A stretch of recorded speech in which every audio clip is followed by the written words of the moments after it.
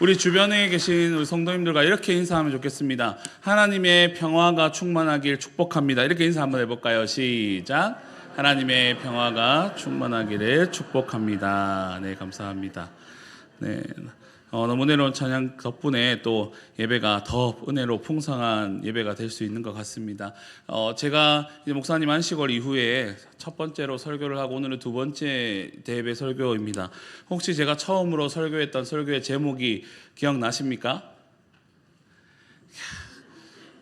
그래서 저희 설교자들이 먹고 사는 것 같습니다. 하나님 망각의 은사를 주셔가지고 처음으로 설교 나눴던 것은 하나님이 먼저 사랑하셨다라는 그런 내용으로 말씀을 나누었습니다. 복음의 출발점이 나의 결단이 아니라 하나님의 사랑이라는 것, 우리가 아직 죄인 되었을 때에도 하나님께서 이미 그 사랑을 확증하시고 하나님으로부터 그 사랑이 왔다라는 것, 구원이 왔다, 이렇게 말씀을 드렸습니다. 그래서 오늘은 또 다시 복음으로라는 저만의 주제를 가지고 두 번째 말씀을 함께 나누고자 하는데, 우리가 참 잘 알고 있는 말씀입니다.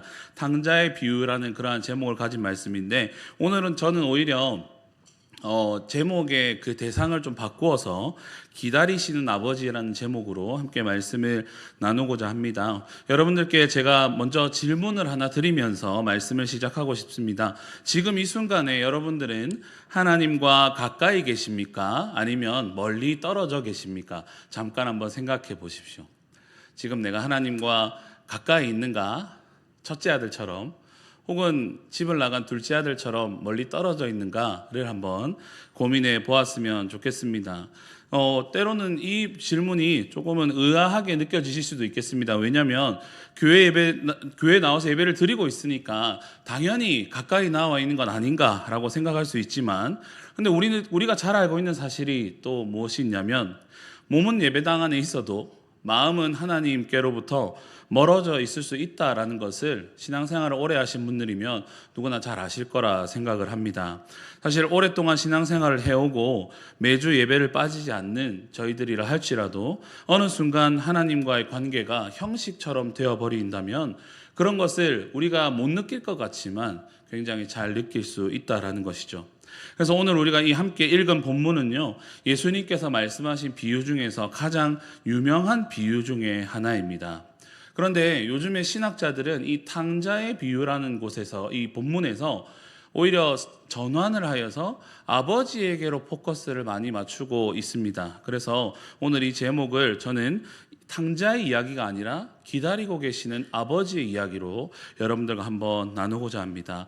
첫 번째로는 이 본문을 살펴보시면 탕자의 선택과 바닥에 대한 내용들이 나옵니다. 여러분, 이 비유는 충격적인 장면으로 시작을 하죠. 둘째 아들이 아버지께 이렇게 말합니다. 아버지, 재산 중에서 내 분깃이 있다면 나에게 주십시오. 그리고 저는 이걸 가지고 떠나겠습니다. 이렇게 얘기를 하는 것이죠. 여러분, 이게 그럴 수 있다. 요즘 시대, 예를 들어 이 둘째 아들이 요즘 시대로 말하는 MZ스러움이 있었을지 모르겠습니다. 그런데 당시 유대 문화로서는 도저히 이것은 있을 수가 없는 일이었습니다. 이게 아버지께 유산을 받는다, 재산을 받는다는 것은 지금도 우리가 잘 알고 있듯이 아버지께서 돌아가신 이후에 있을 수 있는 일이었습니다. 그런데 당시 유대 문화에서 아버지가 살아 계신데 유산을 요구한다는 것은 어떤 의미가 담겨 있냐면 이런 의미가 있었습니다. 아버지, 당신이 죽었으면 좋겠습니다. 당신은 필요가 없고 당신의 것만 필요합니다. 라는 의미가 담겨 있는 거예요. 그래서 여러분, 이것을 헬라어 원문을 조금 살펴보면 더 선명해집니다. 이 재산을 뜻하는 뜻이, 이 단어가요, 우아시스라는 단어인데요. 이 단어는 단순한 재산을 말하는 것이 아니라 존재와 실체라는 뜻을 가진 단어입니다. 아버지 존재 자체로부터 나오는 것을 나에게 달라는 것이죠. 다시 말하면 아버지의 존재는 필요 없고 아버지의 존재로부터 나오는 그것이 나에게 필요하다라는 것입니다. 여러분, 다른 말로 하면요, 우리가 기도하고 구할 때 하나님은 필요가 없고 하나님의 복과 하나님께서 우리에게 허락하신 어떤 능력만 필요합니다 라고 기도하는 것과 같다는 것이죠. 여러분, 이것은 이 아들이 조금 잘못한 것이 아니라 이것이 바로 죄의 본질입니다. 하나님을 필요로 하지 않고 하나님께로부터 나오는 능력이나 하나님께로 나오부터 어떤 복이나 이러한 것들만을 추구하는 것을 성경에서는 죄라고 하는 것입니다. 다시 말하면 하나님 없이도 살 수 있다고 생각하는 것. 하나님의 복은 원하지만 하나님 그 자신, 그 본체는 우리가 원하지 않는 것. 그것은 성경에서 죄라고 말하고 있습니다. 탕자는 아버지를 떠나서 먼 나라로 갔고요. 그리고 그 재산을 아주 여기 성경에 너무 적나라하게 나와 있죠. 허랑방탕하게 낭비를 했습니다. 하나님 없이도 살 수 있다 생각하고 자식이 떠났지만 결국에는 돼지 먹이를 부러워하는 자리까지 이르게 되었습니다. 바다까지 내려간 것이죠. 근데 여러분, 이 비유에서 가장 중요한 구절이 한 가지 있습니다. 몇 절이냐면 17절에 있습니다. 17절 한번 보시겠습니다. 17절 한번 읽어보실까요? 시작. 풍족과 얼마나 많은가. 이 성경을 읽을 때 저희가 아이고 참 안타깝다. 지 맘대로 살다가 죽게 되는구나. 이렇게 우리가 집중을 하지만 여러분들 이 본문의 앞쪽을 집중하셔야 됩니다. 어떤 내용인가 하면 스스로 돌이켰다. 이게 굉장히 중요합니다. 스스로 돌이켰다. 이걸 또 이렇게 조금 원문을 살펴보니까 어떤 뜻이 있냐면요. 자기 자신에게로 돌아왔다라는 뜻이 있습니다. 스스로 돌이켰다는 게 그냥 생각의 전환, 스스로 뭔가를 깨달았다 이런 뜻이 아니라요. 원문의 뜻에 의하면 자기 자신에게로 돌아왔다. 다시 말해 단순히 마음을 바꾼 것이 아니라 자기 자신이 어떤 존재인지를 정체성을 다시 제대로 발견했다라는 뜻입니다. 자신이 누구인지, 그리고 자신이 어디에서부터 왔는지, 그리고 어디로 돌아가야 하는지를 다시 깨달은 것입니다. 사랑하는 성도 여러분, 이것이 바로 회개의 본질입니다. 여러분, 좀 전에 제가 죄의 의미에 대해서 말씀드렸지 않습니까? 하나님은 필요 없고 하나님 없이도 난 잘 살 수 있다라고 하는 것이 죄인데요. 그러면 그 죄로부터 돌이키는 회개란 무엇인가? 회개는 단순히 나의 잘못을 인정하는 것이 아니라 자신이 누구인지 다시 발견하는 것입니다. 다시 말해 우리는 누구로부터 왔습니까? 우리를 창조하시는 분은 누구십니까? 우리를 구원하시는 분은 누구십니까? 우리에게 가정을 허락하시고 우리에게 교회를 허락하시고 우리에게 살 수 있는 모든 것을 허락하신 분은 내 힘으로 된 것 같지만 여러분 어떻습니까? 하나님께서 정말 우리의 뇌신경 하나만 딱 문을 닫아도 우리는 지금 이 자리에서 다 쓰러질 수밖에 없는 존재들이지 않습니까? 그러나 하나님께서는 우리에게 이 모든 것을 허락해 주신 분이 주님이시구나. 그래서 나는 주께 속한 자요. 주님이 없이는 한순간도 살 수가 없구나라는 그 사실을 깨닫고 원래의 나의 자리로 돌아가는 것을 회개라고 합니다. 그래서 여러분 저희가 잘 아는 찬양 중에 그런 찬양이 있죠. 어서 돌아오. 이게 그냥 오십시오 이게 아니라 어서 돌아오라 얘기하는 것은 뭐냐면 우리 포함해서 모든 죄인들이 하나님의 품을 떠나 나갔다가 돌아와야 할 곳은 아버지의 품이라는 말씀입니다. 여러분 이것이요 아버지의 집에서 왔고 아버지의 아들이고 아버지께로 돌아가야 한다. 이 정체성의 회복이 회개의 출발점입니다. 그래서 이 둘째 아들도 바닥이 오히려 돌아오는 출발점이 된 것입니다. 우리 사랑하는 성도 여러분, 지금 이 자리에 계신 분들께 혹시 여러 가지 측면에서 인생의 바닥에 있는 분이 계십니까? 신앙적으로 혹은 관계적으로 혹은 어떤 삶의 영역에서 더 이상 내가 내려갈 것이 없다라는 느낌이 드는 분 계십니까? 오늘 이 말씀이 여러분들에게 말하고 있습니다. 그 자리가 바로 돌아오는 출발점이 될 수 있다고 말합니다. 탕자는 자신의 삶의 끝에서 하나님을 가장 멀리 떠나서 하나님께로부터 가장 먼 곳에 있다가 그곳에서부터 다시 일어나서 돌아왔습니다. 여러분 기억하셔야 할 것은 탕자가 완벽하게 회복이 되어서 주님께 돌아온 것이 결코 아니었습니다. 여전히 남루하고 여전히 냄새나고 여전히 돼지의 여러 분변이 묻어있는 너무나도 부끄러운 그 모습 그대로 일어나서 아버지께로 향했다는 사실을 기억하시기 바랍니다. 두 번째는요, 아버지의 반응입니다. 이 비유의 절정이 어디인가, 그리고 이 본문에서 핵심이 아버지의 반응이 있는데요. 20절입니다. 여러분 20절에 이렇게 말씀하고 있습니다. 이에 일어나서 아버지께로 돌아가니라. 그러니 그 다음에 이제 돌아가는데 아버지께서 어떻게 하시냐면 아직도 거리가 먼데 아버지가 그를 보고 측은히 여겨 달려가서 목을 안고 입을 맞추었다. 그렇게 얘기하고 있습니다. 아들은 아직까지 저기 멀리 있었습니다. 아직 도착하지도 않았습니다. 아직 준비된 자신의 변명을 아버지께 얘기하지도 않았습니다. 아직까지 아버지를 만나서 아버지 다시는 제가 그렇게 하지 않겠습니다라고 아무런 용서를 구하지도 않았습니다. 그런데 여러분 저 멀리에서 돌아오는 둘째 아들을 보고 아버지가 먼저 그를 발견했습니다. 그리고 아버지께서 먼저 달려갔습니다. 그리고 달려가셔서 아버지께서 먼저 아들을 안았습니다. 여러분 이게 어떤 의미입니까? 이것은 아들이 집을 나간 그 순간부터 그 아버지가 매일마다 매 순간마다 그 길을 보고 계셨다라는 것입니다. 아들이 돌아오는 그 타이밍에 누군가 품꾼을 보내가지고 우리 아들이 이쯤 오면은 나한테 신호를 보내라, 연기를 피워라, 그러면 내가 그쯤 나가가지고 이렇게 하겠다, 이렇게 했겠습니까?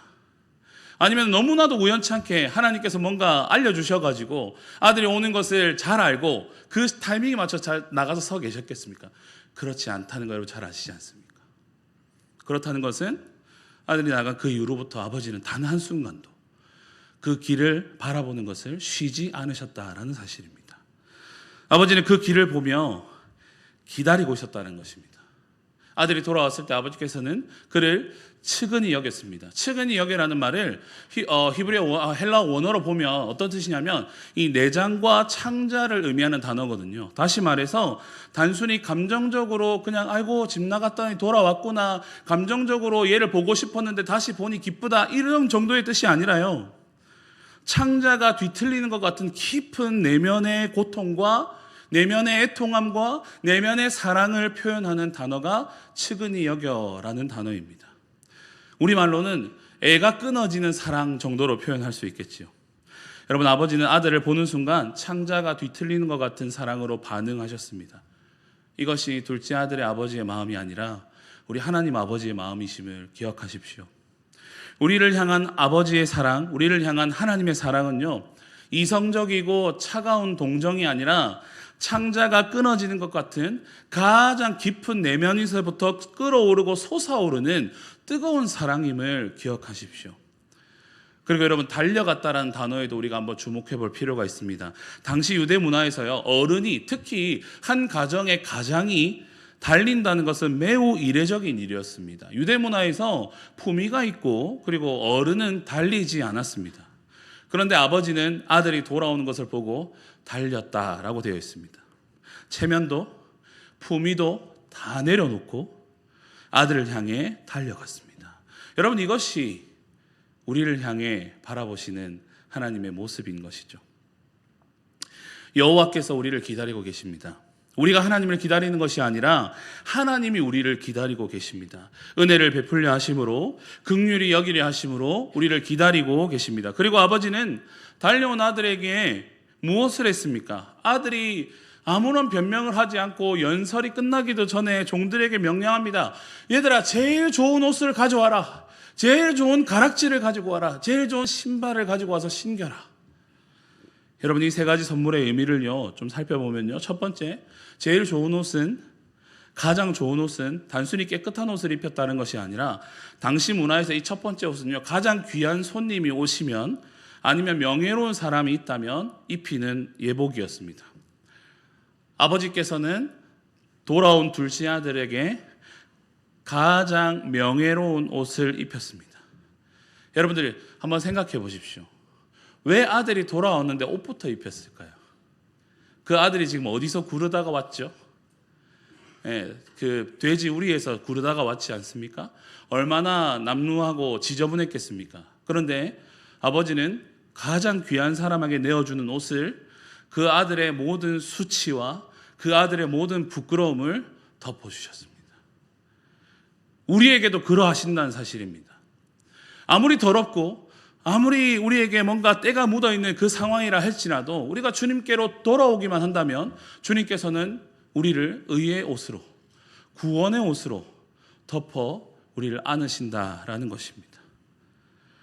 하나님께서 우리에게 입히시는 것은 우리의 의로움 때문이 아니요, 하나님이 주시는 의의 옷임을 기억하십시오. 탕자에게 입혀진 이 제일 좋은 옷은 바로 이것을 상징합니다. 우리 자신의 더럽고 남루한 옷이 숨겨지고 하나님이 주시는 구원의 옷이 우리에게 입혀진다라는 것입니다.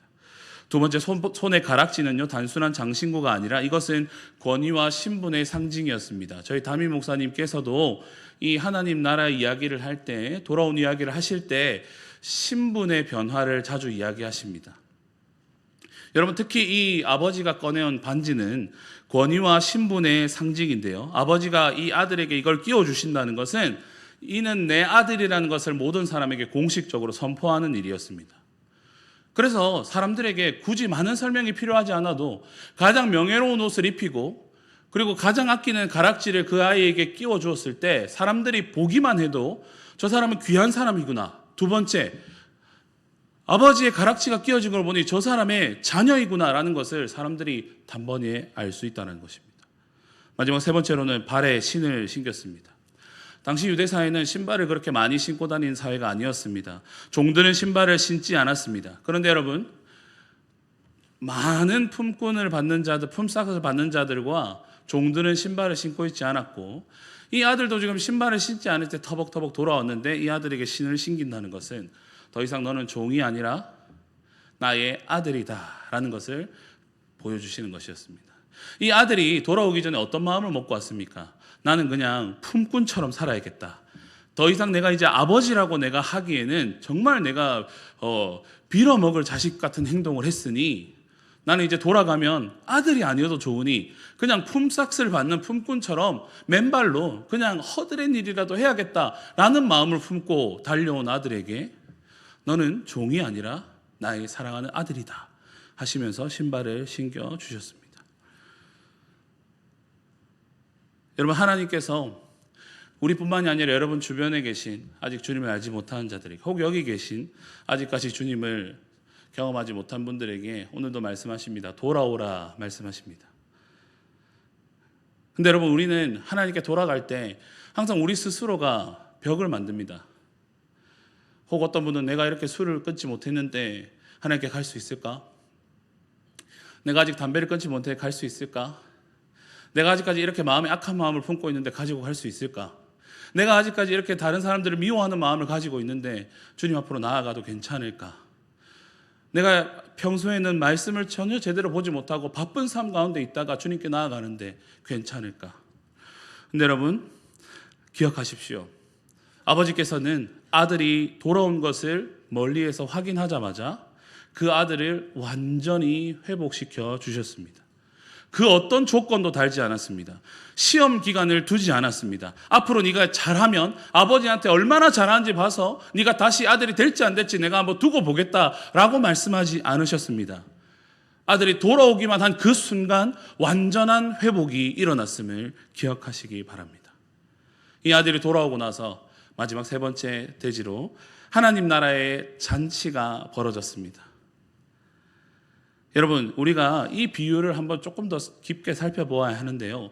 더 좀 넓은 맥락 속에서 이 탕자의 비유를 좀 살펴보기 원합니다.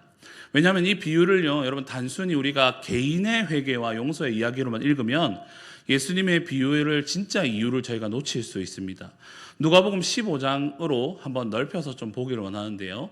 누가복음 15장에는 세 가지의 비유가 있습니다. 첫 번째, 잃은 양 비유. 두 번째, 잃은 드라크마 비유. 세 번째, 잃은 아들 비유입니다. 여러분, 이 세 비유가 왜 한 장에 함께 묶여 있냐면 누가복음 15장 1절과 2절을 한번 보셔야 합니다. 제가 한번 읽어드리겠습니다. 모든 세리와 죄인들이 말씀을 들으러 가까이 나오니 바리새인과 서기관들이 수군거려 이르되 이 사람이 죄인을 영접하고 음식을 같이 먹는다 하더라, 이렇게 얘기를 합니다. 세리와 죄인들이 예수님께 나오고 있었는데, 그런데 바리새인과 서기관들이 이것을 비판했습니다. 이 예수라는 자가 죄가 있는 사람들하고 그들과 함께 식사 자리를 나누고 그들과 함께 뭔가를 한다, 그들을 영접한다, 이렇게 얘기한 그 바리새인과 이들에 대한 비판으로 세 비유를 말씀하신 것입니다. 즉, 이 비유들은 단순히 개인의 회개가 아니라 하나님 나라가 어떤 곳인가에 대한 예수님의 거룩한 선언과 같은 말씀입니다. 하나님 나라는 어떤 나라입니까, 여러분? 동네 제일교회 표가 하나님 나라를 경험하고 전파하고 보여주는 것이지 않습니까? 그런데 우리가 하나님 나라가 무엇인지를 알아야 이것을 경험하고 전파하고 보여줄 수 있지 않겠습니까? 여러분, 하나님 나라는요, 한 문장으로 표현하자면 잃어버린 자를 찾는 나라입니다. 양 한 마리를 잃어버린 목자는 99마리를 들에 두고 잃어버린 한 마리를 찾아 나서는, 드라크마 한 잎을 잃어버린 여인은 온 집을 쓸며 찾아 나서는, 그리고 아버지는 아들이 돌아오기를 기다리다가 달려가는, 이러한 말씀으로 예수께서 하나님 나라를 말씀하신 것입니다. 여러분, 이 세 비유의 공통점이 한 가지 있습니다. 뭔가 잃어버린 것에 대한 공통점이 있긴 하지만 더 중요한 공통점은 무엇인가 하면 찾는 자의 열심입니다. 잃어버린 자를 향해서 결코 그 책임을 묻지 않습니다. 잃어버린 것을 향하여서 너 왜 그렇게 잘 따라다니지 않다가 왜 무리해서 이탈하느냐, 너 아버지 옆에 제대로 붙어있지 않고 왜 떠나갔느냐라고 그 대상에게 책임을 묻지 않고 찾으시는 분께서 세상 가장 큰 열심으로 찾는다라는 사실입니다. 잃어버린 것을 향한 집요한 사랑이 나타나는 곳이 바로 하나님 나라라는 것을 말씀하고 있는 것입니다. 여러분, 그래서 누가복음 19장 10절에 예수님께서 이렇게 선언하십니다. 인자가 온 것은 잃어버린 자를 찾아 구원하려 함이니라. 예수님께서 이 땅에 오신 이유가 바로 이것입니다. 잃어버린 자를 찾아 구원하려 함. 탕자의 비유에서 아버지가 아들을 기다리고 달려가는 모습은 단순히 한 아버지의 아들을 향한 지독한 사랑의 이야기가 아니라요, 예수님께서 이 땅에 오신 이유 자체를 이 탕자의 비유로 우리에게 보여주고 계신 것입니다. 예수님께서 왜 이 땅에 오셨는가? 모두가 다 예수님의 자녀, 하나님의 거룩한 자녀였는데 죄를 쫓아나간 그 아들들을 향하여서 모든 세상에 하나님을 알지 못하는 아직 죄 가운데 있는 그 백성들을 향하여서 우리 하나님께서, 예수님께서, 성령님께서 이 아버지와 같이 기다리고 계신다는 것을, 하나님 나라의 모형을 우리에게 이 말씀으로 보여주고 계신 것입니다. 여러분, 그리고 아버지가 살진 송아지를 잡아서 잔치를 베푼 것도 하나님 나라의 관점에서 읽어야 합니다. 하나님 나라는요, 잔치의 나라입니다. 하나님의 나라는 진지하고 거룩하지만 하지만 잔치가 벌어지는 나라입니다. 하나님께서는 잃어버린 자가 돌아올 때 잔치를 베푸십니다. 이것은 단순한 가족 행사가 아니라요, 하나님의 나라의 회복을 축하하는 잔치입니다. 제가 담임 목사님께 한번 건의드린 적이 있습니다. 이 말씀에 의거하여 우리 교회에서 누군가 세례를 받을 때, 목사님, 잔치를 벌이면 안 되겠습니까? 세례를, 물을 딱 얻는 순간 제가 뒤에서 노래를 부르고 춤을 추겠습니다. 목사님이 네 담임 되면 해라 그렇게 하시더라고요.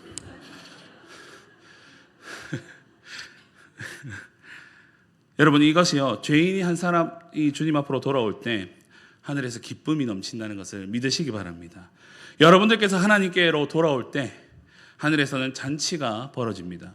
이것이 하나님 나라의 논리입니다. 세상의 논리와는 정반대입니다. 세상은 성과를 낸 사람을 축하하기는 한데요, 근데 뭔가를 잘한 사람, 뭔가의 두각을 나타낸 사람, 뭔가 1등을 하고 뭔가 성과를 낸 사람에게 사람들을 축하합니다. 그런데 하나님 나라는 좀 다릅니다. 돌아온 사람을 축하합니다. 여러분, 그리고 이 비유에서 우리가 정말 놓쳐서는 안 되는 마지막 깊은 신학적 선언이 있는데요, 아버지가 아들이 돌아왔을 때 이렇게 이야기를 합니다.